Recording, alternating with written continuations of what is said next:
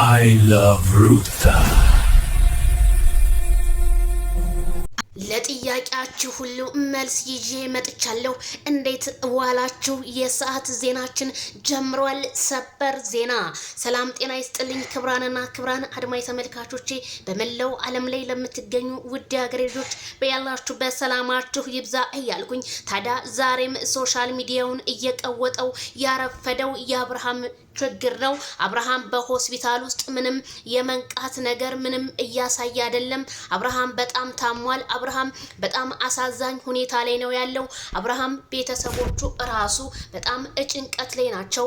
ይሄንን ሁሉ ልታረገው የቻለችው ሩታ ናት በማለት የተሳሳተ መረጃ ወደ ሶሻል ሚዲያ እያመጡ እንደሆነና እኔም ታዲያ ወደ ካሜራ አማኔ ጋር ደውዬ የሰማሁትን መረጃ ላሰማችሁ እወዳለሁ። ስለዚህ አቶ አብርሃም ታደሰ በሆስፒታል ውስጥ እንደነቃና አሁን ላይ ያለበት ሁኔታ የተረጋጋ እንደሆነና እንግዲህ ወደ ራሱ እየተመለሰ እንደሆነ ነው የሰማሁትኝ።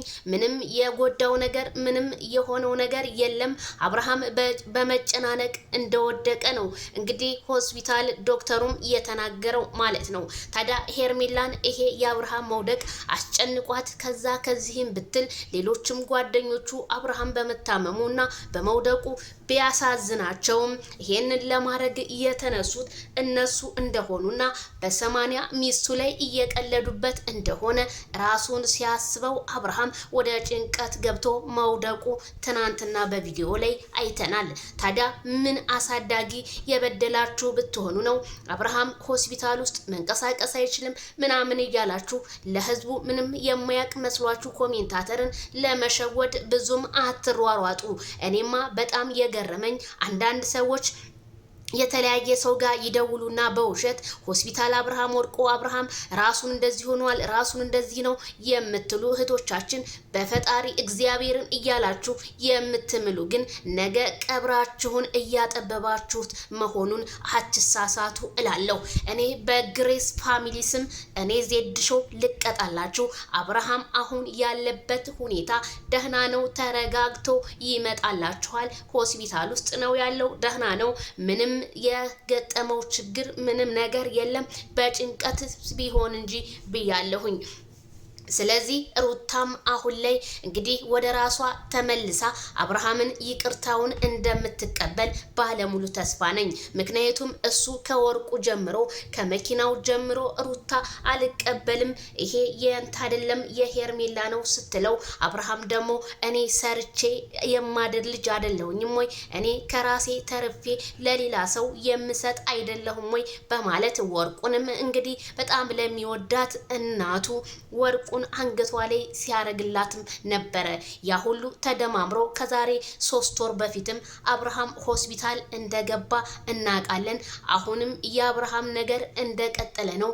ይሄ ላይ በጭንቀት ብዙ ቦታ ላይ እየገባ ነው። እባካችሁ በዙሪያው ያሉ ጓደኞቹ ምን አለ ከሱ ህይወት ብትወጡለት። ምክንያቱም ትዳር በምርጫ ሳይሆን ፈጣሪ የሰጠው በሚሰጠው ጸጋ እንጂ ትዳርን እናንተ መርጣችሁለት እናንተ ትሆናለች ብላችሁት ሊሆን አይችልም እላችኋለሁ። ዛሬም ነገም አስረግጬ እነግራችኋለሁ።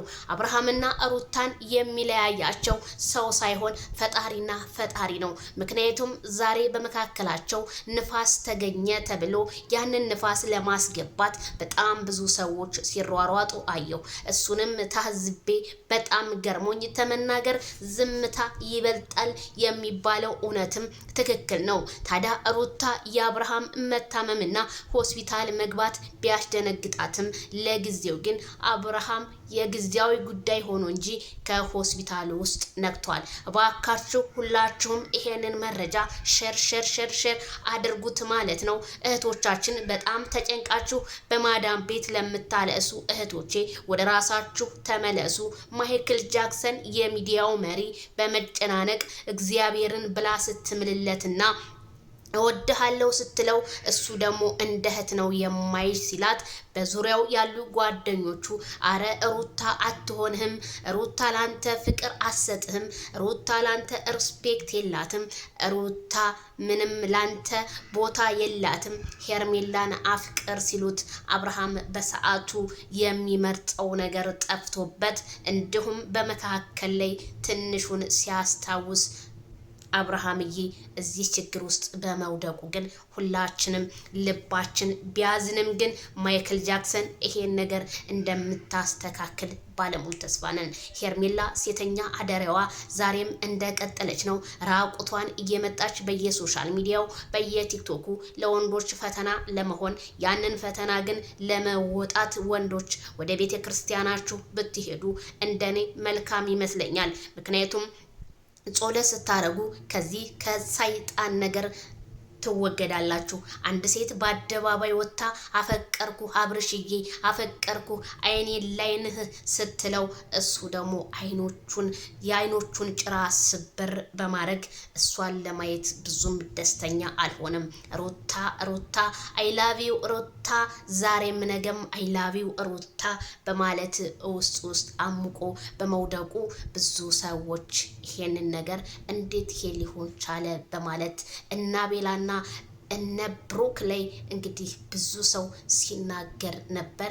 ያንን እንግዲህ እነ ኪያቲዩብስ ምን አላችሁ? ኪያቲዩብ በነገራችን ላይ ማታ ራሱ በእኔ ቻናል ላይ ሂዱበት እያለ ሲስቅ ነበረ። ይሄ የእናንተን ህይወትን እያለመለማችሁ የአብርሃምንና የሩታን ህይወትን ለማደብዘዝ ባትሯሯጡ እንደኔ መልካም ነው።